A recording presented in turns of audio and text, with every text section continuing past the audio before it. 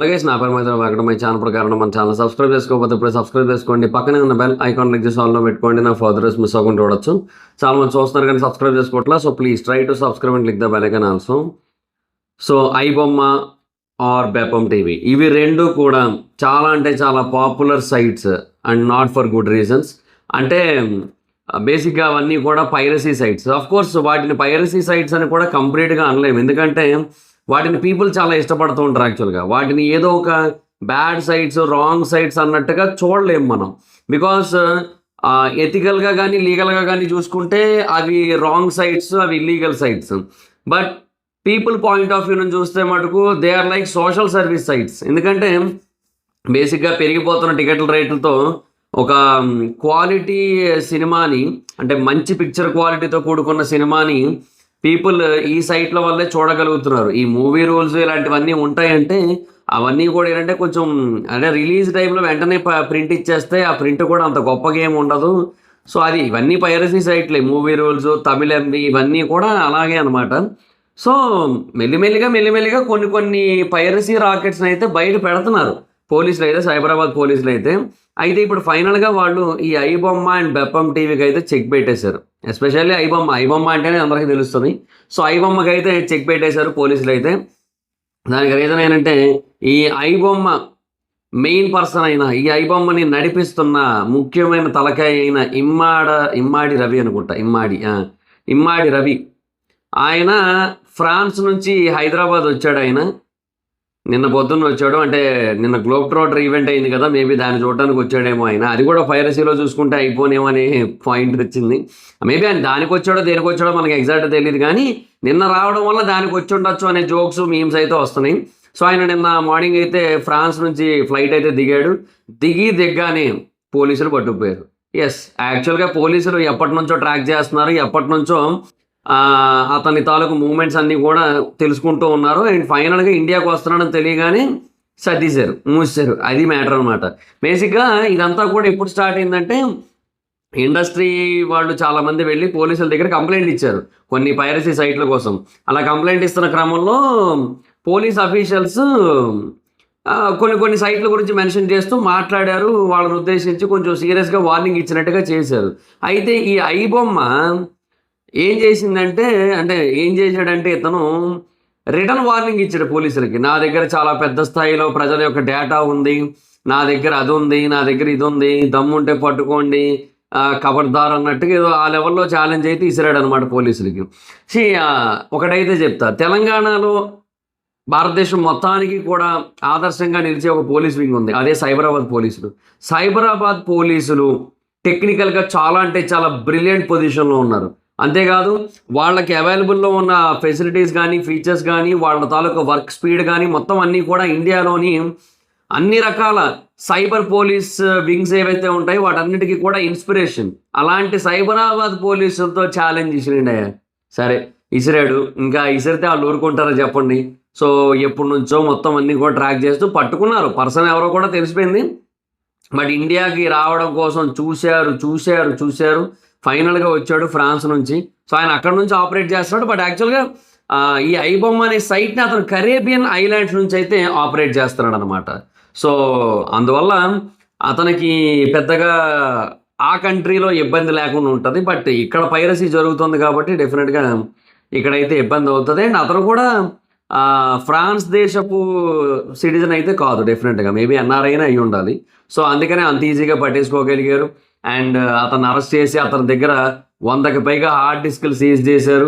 And అవి మాత్రమే కాకుండా 3 కోట్ల రూపాయల వరకు నగదుని కూడా అతని యొక్క వేరే బ్యాంక్ అకౌంట్స్ నుంచి సీజ్ చేశారు. అండ్ అతన్ని అరెస్ట్ చేసి కోర్టులో సబ్మిట్ చేస్తే ఇప్పుడు అతనికి 14 రోజుల పాటు కస్టడీ కూడా విధించారు. సో ఇప్పుడు విచారణ అయితే మొదలవుతుంది రేపటి నుంచి కూడా. సో అతన్ని విచారిస్తున్నారు. అండ్ ఆ హార్డ్ డిస్క్లో ఏ డేటా ఉంది అనే దాని గురించి కూడా తెలుసుకుంటున్నారు. ఈ మనుషుల యొక్క డేటా ఉంది నా దగ్గర అని చెప్పి అప్పుడు వార్నింగ్ ఇచ్చారు కదా.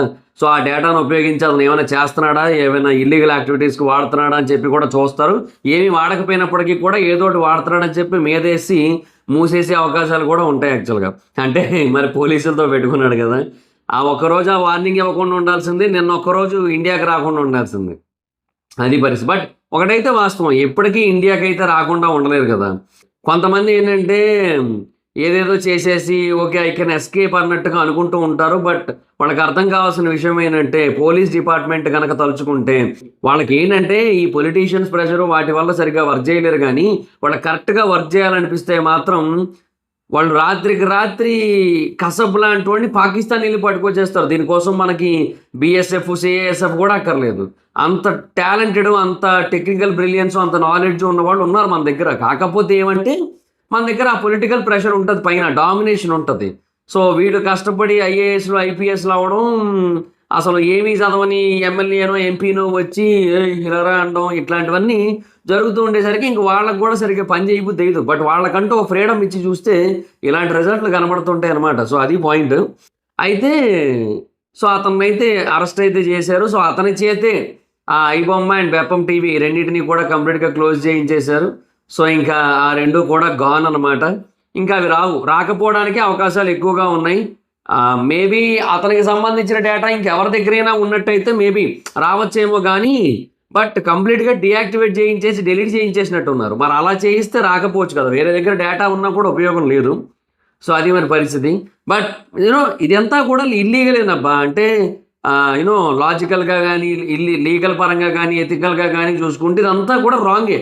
బట్ ఏమంటే పీపుల్కి ఈ పెరిగిపోతున్న టికెట్ రేట్లు ఏవైతే ఉన్నాయో వాటి నుంచి ఉపశమనం, అంతే కదా. ఇప్పుడు చాలామంది ఇప్పుడు ఎలాగైపోయిందంటే ఇంకా they don't want to watch movies in theatres. ఇంకా ఎందుకంటే ప్రైజెస్ అలాగే ఉన్నాయి, ట్రావెలింగ్ అలాగే ఉంది, ఎక్స్పెన్సెస్, ఫుడ్ కాస్ట్, పాప్కార్న్ తినాలన్నా, సమోసా తినాలన్నా, ఏం తినాలన్నా 100లో పెట్టాలి, ఇలాంటివన్నీ ఉన్నాయి. ఇవన్నీ చాలదట్టు మళ్ళీ ట్రావెలింగ్ ఎక్స్పెన్సెస్, పార్కింగ్ ఛార్జెస్, ఆ టైము, ఎఫర్ట్, ఎనర్జీ ఇంత చేసి అక్కడికి వెళ్తేనేమో కొన్నేమో బాగానే ఉంటున్నాయి కానీ కొన్నేమో ఇంత మాదిరి గుణపాలు దింపుతున్నాయి. ఇట్లాంటివన్నీ ఉన్నాయి కాబట్టి పీపుల్ కాంప్రమైజ్ అయిపోతున్నారు. ఈవెన్ పైరసీని ఇష్టపడని వాళ్ళు కూడా పైరసీని చూసేద్దాం ఫిక్స్ అయిపోతున్నారు. అండ్ అలాంటి వాళ్ళకి ఐబొమ్మ అనేది ఒక బెంచ్ మార్క్ టైప్ అనమాట. ఎందుకంటే ఐబొమ్మ చాలా పెద్ద పెద్ద నేషనల్ అండ్ ఇంటర్నేషనల్ సైట్స్ ఏవైతే ఉంటాయో లైక్ ఓటీటీ ప్లాట్ఫామ్స్ వాటిని కూడా ఎలాగైనా క్రాక్ చేసేయగలుగుతుంది, వాటిని కూడా రికార్డ్ చేసి పెట్టేయగలుగుతుంది. So this is what happening. కాబట్టి ఆబ్వియస్లీ ఇంకా అంతే. ఇంకా మరి అందుకే ఐబొమ్మని అందరూ ఇష్టపడుతూ ఉంటారు. బికాజ్ చాలా మంచి క్వాలిటీతో వస్తుంది, ఓటీటీలోకి వచ్చాకే వస్తుంది అని చెప్పి. ఈ మూవీ రూల్స్, తమిళంది ఇవన్నీ ఉన్నాయి. ఏదో ఒక రోజు అవి కూడా దొరికిపోతాయి స్వామి. మీరు ఏదో అనుకుంటున్నారు కానీ సరే ఇది పోతే అది పోతే ఇంకోటి అనుకుంటున్నారు కానీ కొంతమంది అంటే నేను దీని మీమ్ పేజెస్ ఏవైతే ఉన్నాయో వాటి కింద రియాక్షన్లు చూశాను నేను. సో అలా అనుకుంటున్నారు చాలామంది. బట్ మీకు అర్థం కాదు ఏంటంటే ఐబొమ్మ వరకు వెళ్ళిన వాళ్ళు ఏదో ఒక రోజు మూవీ రూల్స్, ఏదో ఒక రోజు తమిళంవి వరకు వెళ్ళిపోతారు, వాటిని కూడా ఆపేస్తారు. కాకపోతే ఏంటంటే తమిళంవిని బ్లాక్ చేస్తే అది వేరు వేరు సర్వర్స్ నుంచి వస్తుంది. బట్ తమిళంవి పర్సన్స్ని అరెస్ట్ చేస్తే రాదు కదా. సో ఇప్పుడు మళ్ళీ పుట్టడానికి, మళ్ళీ పునర్జన్మ పొందడానికి అవకాశం లేకుండా చేస్తే ఇంకా అది రావు. సో ఇప్పుడు ఐబొమ్మ విషయంలో అలాగే చేశారు. So iBomma is gone, almost gone ఇంకా నన్ను అడిగితే. సో అది మ్యాటర్. ఇక నాకు తెలిసి చాలామంది డిసప్పాయింట్ అయ్యే ఉన్నారు ఈ ఐబొమ్మ కంప్లీట్గా పోవడం అనే సిచ్యువేషన్ చూసిన తర్వాత.